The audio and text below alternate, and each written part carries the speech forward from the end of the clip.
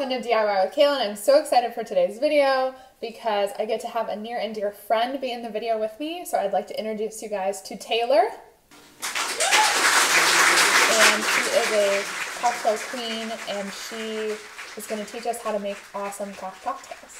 The first printed definition of the word cocktail comes from the New York newspaper The Balance in the Columbian Repository in 1806. Cocktail is a stimulating liquor composed of spirits of any kind, sugar, water, and bitters, and is supposed to be an excellent electioneering potion in as much as it renders the heart stout and bold at the same time that it fuddles the head. Okay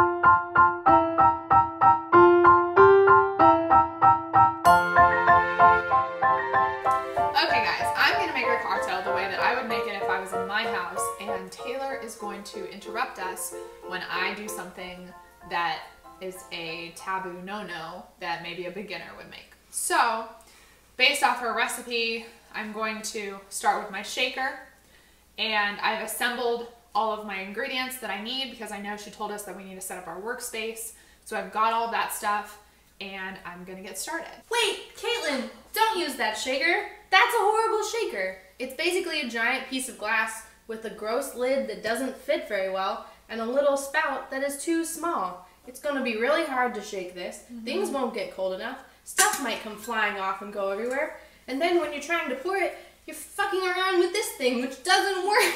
It's awful. Why do we have this? For decoration. Decoration. Cool. Okay, I've upgraded my shaker to a Boston shaker, metal and metal, and now I'm ready to add my ice. So I picked up some ice from 7-Eleven. No! What are you doing? Look at this horrible ice. It's so wet and so melty. It's already melting. That's going to over dilute your drink. It's going to be too watery and too gross. And we don't even need ice until the end. Oh, and one thing I've seen Taylor use are these special silicone ice cube molds, which are significantly larger than the standard molds that I have in my freezer. So it might be worth investing a few bucks to get yourself some nice ice cubes. Or if you just have Tupperware, like a big sandwich box, you can make a big block of ice in there and cut it up into big cubes. Those works too. So I'm following the recipe, and it says I need 2 ounces of gin. So I've got my gin here, and I know Taylor told me to use a jigger. So I've got my jigger, and I'm ready to pour. No, wait. Okay. Let's talk about the recipe. Okay. We said 2 ounces gin, 3/4 ounces citrus, and 3/4 ounces sugar. Now this is your first time using a jigger, and if you take my nice gin and you spill it everywhere, you've just like wasted a bunch of gin, and you're not even like partially done making this drink. So we're gonna hedge our bets. We're gonna pour the cheapest and the stickiest stuff first. So if you make a mistake or make a mess, you've only wasted the cheap sticky stuff. It doesn't matter. Okay, that's good. That takes the pressure off me, you know? That's good. I like that. Okay, that's what you start with. Ta-da. Got the sweet stuff. Okay, and now I'm going to pour 3/4 of an ounce of sugar. Okay. Whew, okay, so just back up a second. Alright, so you guys couldn't see this. We want to pour into the smaller tin first. We build our drink in our smaller tin, not our bigger tin. And then we're also going to hold the jigger very close to this. You're holding it right, we're holding it pretty far away, so like, you're holding it over here. Spilling. Not so, good. This can be on your counter, resting, and you're just going to hold it very closely next to it and pour into it. So one thing Taylor did teach me is that you want to pour to tension. So you want to see the meniscus of the liquid when you're pouring. Ooh, almost until you're spilling. Even more. Oh, well, she could have poured even a little more. We'll zoom in on that. I was like kind of close. Yeah, you're close. But pour to tension. Practice, guys. Practice makes perfect. Okay? And you can practice with water, but sugar's pretty cheap, so practice with sugar and just dump it out, and then practice with sugar again. Okay, so next we're doing the citrus. And so I've got some Trader Joe's orange juice I'm gonna pour. Taylor is shaking her head, no. We don't use store-bought juices, guys. This is crap, okay? We're not using this for craft cocktails. This is good for pancake breakfasts, not for craft cocktails, so don't skimp on this step. Fresh squeezed an hour before, no more than that. Not even an hour. Not even an hour. It should be fresh. Super, super fresh. Okay, so one thing she also did is she grabbed orange juice. Like, when we're making our cocktails, I promise you it's usually not going to call for orange juice. Orange juice is way too sweet. Do you know how you can tell? How? It's because I can drink this. If you can drink it, it's too sweet to put in your cocktail. That's a good pro tip. If you can drink it straight, don't put it in your cocktail. So when we're talking about citrus, what we're really talking about is lemons and limes. Okay, so you want to hold this up for me, please? And then I've got some lime juice. Is that okay if I use lime? You can use lemon or lime. They're interchangeable. They're equally acidic. I like lime, so I'm going to try to do a little bit better job pouring the tension. So here we go. Woo! Party! Cool. She did it. I spilled a little bit, but that was like pretty good. The drink is going to be great. That was pretty good. It's going to taste great. Okay. All right. Whew. Okay, so you've practiced pouring twice now. I think you're ready to pour the expensive stuff. This is a kind of exciting moment for me. Yeah. All right, so I've got some 100 proof gin, no pressure on me.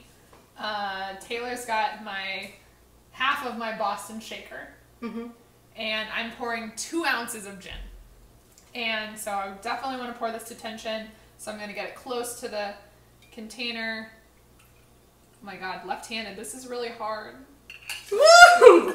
Okay, she did it. You guys, things are all in this tin. We got alcohol, we got sour, and we got sweet. And they're in the correct ratios, and they're measured properly. I think we're off to a really killer start to making this cocktail. So, what's our next step? Well, do you want to drink this? No. Why not? I think we're missing a cold factor. It is really warm. We need to chill it, and that means it's time for ice. It's time for ice. It's time for ice. Ice. Okay, ice is in the freezer. Go. Ice! Yeah. Alright. Okay, so I'm going to pop one of these bad boys out. How many of these do I need? You're going to actually fill up the large, empty half of this Boston shaker. So that's about 3 in this one for me. Good little momentum. I'm feeling really good about this. Okay, I'm going to hand it off to you. Okay. Okay. So, I don't really know what I'm doing, but I think I'm supposed to pour this into here. You can do that. Now be gentle. Gently. Gentle, you know, you just want to splash it. Just kind of finesse it, you know? Ooh, wow. Flair.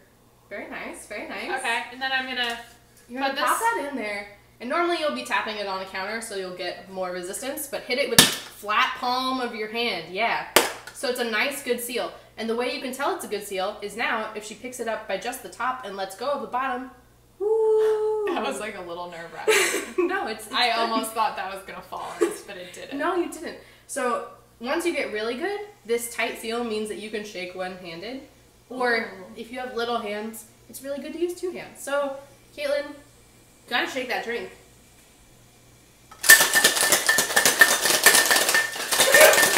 Okay. So, just real quick, 2 hands. That was a good thing. You don't want it to go flying everywhere. And then we're gonna piston it either directly in front of us or over our shoulder. So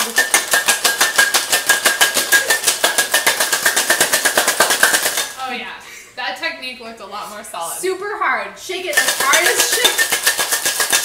Yes! This is amazing. Wow. Okay. It's getting so cold on my hands. It's really cold. Woo! Now, let's get it out of there. Okay, this is a struggle. Okay, if you're having difficulties with this. So cold. You can pinch it and wiggle, and generally a nice shaker will come apart if you pinch directly at the top of this, literally at the very top, because it's going to bend in your hands because it is tin and not glass. Okay, and then that will come apart. If it doesn't come apart after pinching, what you can do is try and hit it right where the seal is, because this cup comes down to right about here. You can try and break the seal by smacking it, and then it'll wiggle around and come out. Okay, so let me try that. Why don't you put it back in? Okay. So, oh, she really smacked that one. Okay, so I can pinch at the top and can wiggle it off, but if that doesn't work, again. You might want to smack a little higher. Okay. Woo! I got it. That crack. That's a good sound. I got it, guys. Wait! Don't do that. I don't know what I did wrong yet, but don't do what I just did. Oh, we forgot the strainer, because there's like, we shook that pretty hard. There's like all sorts of little ice bits in there. I don't know if you can see that very well, but you know, there's like ice bits and stuff, and like I don't want to be drinking a crunchy drink, so let's strain this bad boy. So this just place it. Oh, it's got a little finger hold, so that's perfect. That just feels so refreshing. It just looks refreshing to me. How far do you pour it to? I mean, if we've done it correctly, it'll fill up my entire cocktail glass. Oh, wow. Because the cocktail glasses that I buy are formulated to hold the exact amount that a craft cocktail recipe will have. So fancy. I know. So if you want to drink this, I do. I will talk about why we use those glasses.